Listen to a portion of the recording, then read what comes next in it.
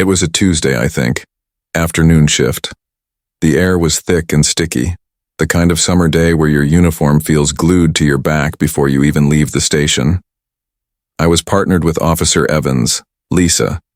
She'd been around longer than me, maybe 6-7 years. She was intense, always had this tightly wound energy about her like a spring ready to pop. Most days it made her sharp, focused. But sometimes it felt like something else was bubbling under the surface. We got a call. Domestic disturbance. Nothing too unusual for that part of town. Shouting neighbors. Maybe something broken. We rolled up to this small, slightly run-down house. Paint peeling. Lawn needed a mow. You could hear the shouting from the street. A man and a woman. Loud. Angry. We knocked, announced ourselves.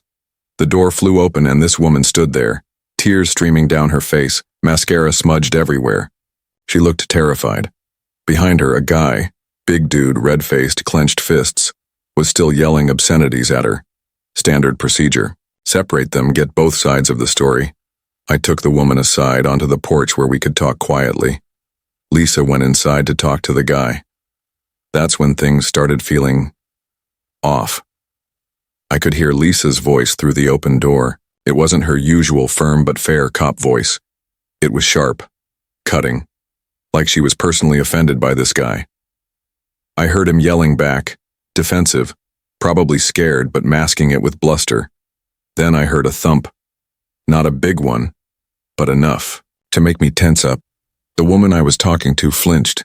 "He's gonna hurt her," she whispered, eyes wide. "Stay here," I told her, trying to keep my voice calm even though my gut was starting to churn.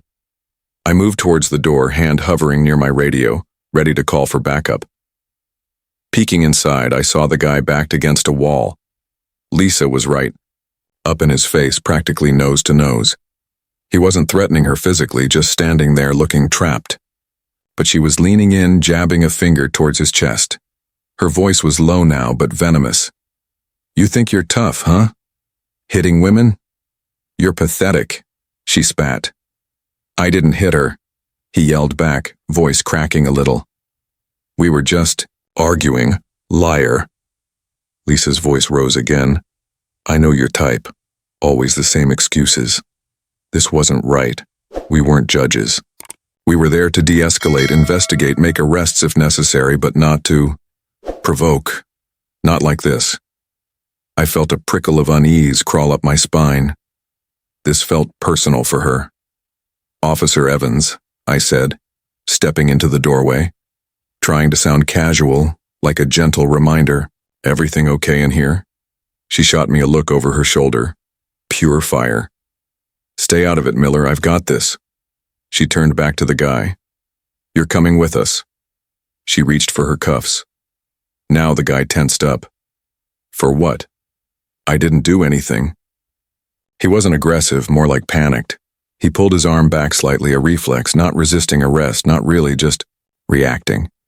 And that's when Lisa crossed the line. It happened fast. She didn't just cuff him. She grabbed his arm, twisted it hard behind his back, way harder than necessary. He cried out in pain. Then she shoved him, hard, towards the wall. His head hit the plasterboard with a sickening thud. He slumped down, groaning. My blood ran cold. I just froze for a second. That wasn't procedure. That wasn't necessary force. That was anger. Uncontrolled, raw anger. "Lisa," I shouted, my voice louder than I intended. She ignored me. She yanked the guy up by his cuffed hands, forcing him to his feet. He was dazed, a trickle of blood starting from his forehead where he'd hit the wall. "Walk, you piece of crap," she snarled, shoving him towards the door. My heart was pounding. This was wrong. So wrong. What do I do? She's my partner. She's senior. But this couldn't stand. I felt sick. Just as she was pushing him out the door, another car pulled up, blue lights flashing but siren off. Sergeant Davies, our shift supervisor. Oh, thank God. Sarge is, well, he's Sarge. Mid-50s. Seen it all twice. Doesn't say much, but when he does, you listen. He's got this calm, steady presence, that just commands respect. He got out of his car, took one look at the scene. Lisa manhandling the cuffed guy with blood on his face, me standing there looking pale and useless, the woman crying on the porch, and his face hardened. Not with anger exactly, more like deep disappointment and resolve. He walked straight towards Lisa. Didn't raise, his voice didn't rush, just walked with purpose. "Officer Evans," he said. His voice was quiet, but it cut through the tension like a knife. Everything stopped. Lisa froze, her hand still on the guy's back.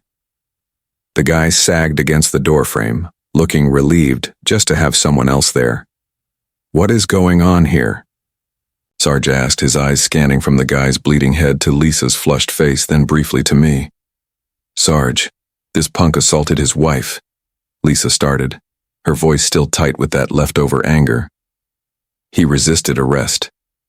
Sarge looked at the guy, then he looked back at Lisa. He didn't even need to ask me, he could see it. "Did he resist before or after his head hit that wall?" Sarge asked, his voice still level, but with an edge now. Lisa's mouth opened, then closed. A flicker of something, realization, fear, crossed her face. He pulled away when I went to cuff him." Sarge stepped forward, gently taking the guy's arm from Lisa's grip. "I'll take it from here, Officer Evans," he said. His tone left no room for argument. He guided the suspect towards his own patrol car, speaking to him softly. "Let's get you checked out, son." He glanced back at Lisa. "You, wait in your vehicle. Do not leave. Do not talk to anyone." The command was absolute, instant. There was no discussion, no questioning. It was like a switch had been flipped. The fire in Lisa seemed to drain away, replaced by a kind of stunned silence. She just nodded numbly, turned, and walked stiffly towards our patrol car. She didn't look at me. Sarge then turned to me. "Miller, get a statement from the witness. Radio for EMS to check on our friend here, and call another unit to transport him. Evans is done for the day." "Yes, Sarge," I managed, my voice still shaky. He looked at me for a moment longer. His eyes were serious, maybe a little sad. "You okay, Miller?" I just nodded. I wasn't, not really. I felt rattled, confused, and weirdly relieved. Relieved that Sarge had shown up. Relieved that he'd seen it.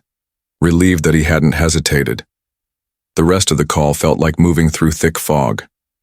I took the woman's statement. She confirmed they argued. He yelled, but swore he hadn't hit her. She was more scared of Lisa than she had been of him by the end.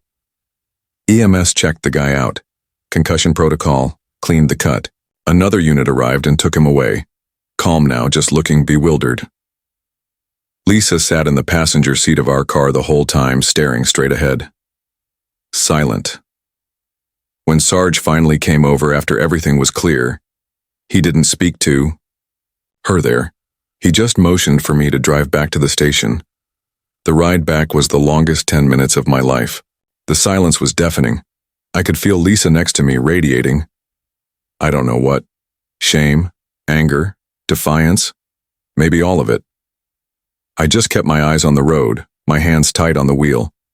Back at the station, Sarge met us immediately. "Evans, my office now." He looked at me. "Miller, write up your report. Everything you saw, everything you heard. Don't leave anything out." I nodded again, feeling the weight of that instruction. This wasn't just a report. This was my partner's career on the line. But Sarge's face, his calm certainty, he'd done the right thing, the only right thing. And now I had to do mine. I heard later, through the station grapevine, what happened. Lisa was immediately placed on administrative leave. Internal Affairs launched a full investigation. Body cam footage, mine, Sarge's, probably hers too, told the story. The guy decided not to press charges. Maybe he just wanted it all to go away, but IA didn't need him to. The evidence was clear. Lisa Evans isn't Officer Evans anymore. She lost her badge, lost her career. All because for a few crucial moments she let her anger take over. She forgot who she was, what that uniform stood for. She crossed a line that should never, ever be crossed. Seeing Sarge step in like that. It was justice, yeah. Instant and clear, but it wasn't triumphant. It felt heavy, necessary, but sad. It showed me how fast things can go wrong, how important it is to keep your head, to remember the power we carry and the responsibility that comes with it. It showed me what real leadership looks like, not yelling or throwing weight around, but seeing the truth and acting on it. No matter how difficult, I still think about it a lot. About Lisa, about the guy, about how easily things could have gone even worse if Sarge hadn't been there, hadn't acted. It reminds me, every single shift, to check myself, to breathe, to remember why I wear the badge, and to hope I always have. The courage to do the right thing just like Sarge did that day. It's a heavy weight to carry this job. You just hope you carry it right.